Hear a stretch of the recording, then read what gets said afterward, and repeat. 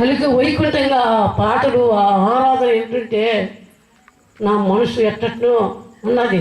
అప్పుడు ఆ మనసులో నుండి మనిషి పెట్టి లేవ చేస్తున్న నా జీవితంలో ఆ రోజు నేను ఒక్కదాన్ని లేచి బండి పెట్టుకొని ఈ కాలు ఎడంకాలతో ఈ కాలు వాట ఈడ్చుకుంటుంది. నాకు ఇట్లా ఈడ్చుకొని పోవాల్సింది. ఆయనే నేను కానీ దిగబోతున్నానా, నేను కానీ చేయబోతున్నానా, ఎందుకు ఆరాధన బాగా జరుగుతుంది, పోయి చూసన్నా వస్తామని ఈ కాలు ఎగరేసుకుంటా కుంటుకుంటా లోపల ఈడ్చుకుంటా పోయినా నేను అక్కడికి. ఆమె పోతంగానే అక్కడ పెద్ద ఒక తపస్సు, నేను ఎక్కలేనంత తపస్సు, పెద్ద తపస్సుకి నీళ్ళు పోసి ఆ నెలల్లో ఉంచుతా ఉండదు. అక్కడ ఏందబ్బా అంతమంది జనం వచ్చిన్నదే, ఇంత తపస్సుకి నీళ్ళు పోసి నెలల్లో ఉంచుతా ఉన్నదే, ఇంతమంది జనాన్ని రచించిన దేవుడు నన్ను కూడా రచిస్తాడేమో అని నేను నిన్న మాటలు మాట్లాడేది అని చెప్పి అప్పుడు నా మనసులో నేను ఈ మాట అనుకున్నాను.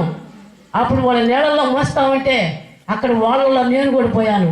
నాయన నేను ఎన్నెన్నో నా మనసులో ఎన్నో అన్నాను, నన్ను రచించిన తండ్రి నా కాలు పరిస్థితి చూడని చెప్పానని నా మనసులో తలుచుకున్నాను. ఆ ఒక తపస్సులో నేను ఎట్ట ఎక్కానా ఎట్ట దిగినానా నాకే తెలీదు, నేను ఎట్ట నడిచినానా.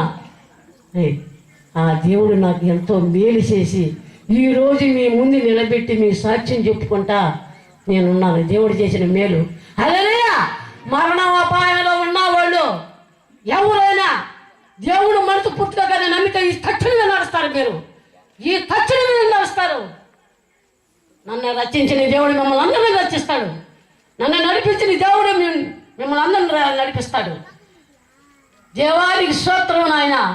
దేవుడు గొప్ప దేవుడు, మన యేసయ్య రక్షకుడు మిమ్మల్ని అందరినీ నడిపిస్తాడు. మనసు పూర్తిగా మీరు కదా నమ్మితే దేవుడు మిమ్మల్ని రక్షిస్తాడు, మిమ్మల్ని నడిపిస్తాడు. మరణ అపాయంలో ఈ రాత్రికే లేపుతాడు దేవుడు.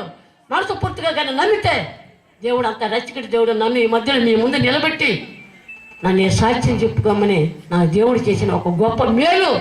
ఈనాడు ఇంటి పనికి వంట పనికి పనికిరాను నా జీవితంలో ఒక పాస్టర్ ద్వారా ప్రకారంగా ఆ దేవుడే ఆ పాస్టర్ ప్రకారంగా నన్ను పిలవనిపించినట్టున్నాడు.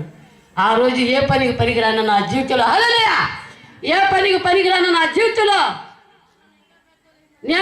ఈనాడు నేను ఆహారం చేసుకొని తిని నా భర్తకి పెట్టి స్వయమానికి మా పాస్టర్ గారు ఇస్తే అన్నం పెడతాను. నేను చర్చికి అనగించుకొని వెళ్ళిపోతాను. నేను అంత దేవుడు మేలు చేశాడు నన్ను.